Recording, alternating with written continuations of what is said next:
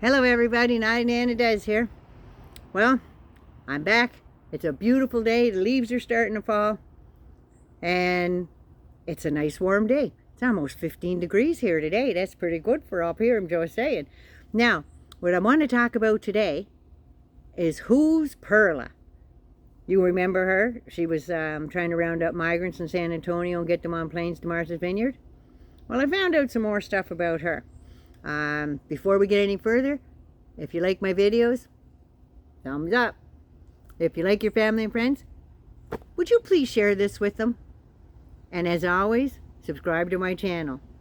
And I just want to share one more thing. I am so appreciative of everybody out there that's sharing some of their personal lives with me. I've chewed a lot of the same dirt and walked along the same paths with a lot of you. So I really appreciate you trusting me with your information. I appreciate you so much. Now let's get into who's Perla. Okay. Now, Perla was recruiting migrants. She wasn't helping them. But anyway, it turns out that according to the Times, that she was just discharged from the United States Army back at the end of August there, so almost a month and a half ago. And she'd been serving for over 20 years. She served as a combat medic and a counterintelligence person. So I don't know if that's helped her in her recruiting phase. But anyway, she seems to have recruited a Venezuelan migrant who worked alongside her on her big scheme to get these people on these aircraft. Now, the man said that he was lied to and that he never would have done anything had he known what she was up to. Now, she was sent from Tampa to Texas to fill the plane. Now, the plane departed from San Antonio, flew to Florida, and you know what? I think that was just a photo op because nobody got on those airplanes and nobody got off that airplane. Nobody. I think it was just a photo op. And then it went from Florida to Martha's Vineyard. Now, DeSantis had no problem claiming responsibility for this. Everybody's saying, well, who did it? Well, he stood up right on a news conference and said he did it. So there's no more wondering about that, right? And he's still going on about how much he likes doing it. So he said he did it to protest Joe Biden's White House immigration policies. Are they affecting Florida? I don't think so.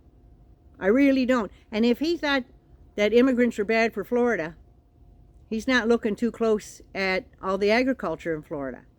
There's a lot of fruit and everything else that they hire migrants to come in and work. But no, he wants to ship them off to Martha's Vineyard, where nobody is in the wintertime. It goes for like 200,000 people in the summer to like 17,000 during the winter when everything closes down on Labor Day weekend. So that was just a pissy thing to do to somebody.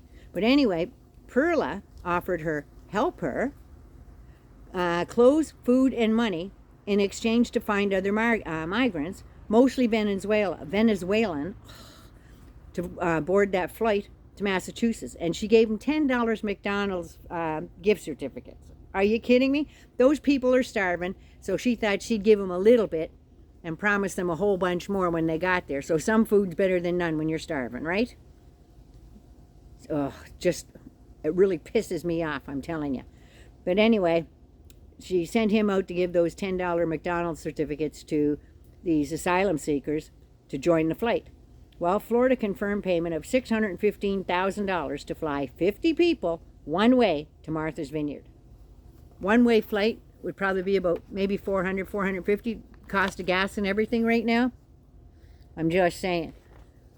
But the state of Florida authorized him to use $12 million to rid the state of these migrants that aren't coming to Florida. I think now, instead of worrying about the migrants, you think he's going to hand over the rest of that money that he didn't use to help Floridians that are all displaced? Their homes are shattered. Their lives are shattered. They've got nothing. All these businesses, they not only lost their business, they lost their homes and everything in it. Do you think he'll use any of that $12 million? No, he's going to suck it out of the government. The federal government, not his. I'm just saying. But anyway, you got to bet him up there in the Capitol in Tallahassee. I bet you his home was all right. You think? He's not hurting for nothing. But anyway, Perla Huerta has ties to both San Antonio and Florida. And the Bexar County Sheriff, Javier Salazar, he's investigating all this. He's been doing a lot of hard work, and this is what he's come up with so far. And this is what he said at the latest press conference a few days ago. He said, "We want to know what was promised to them, what, if anything, they signed.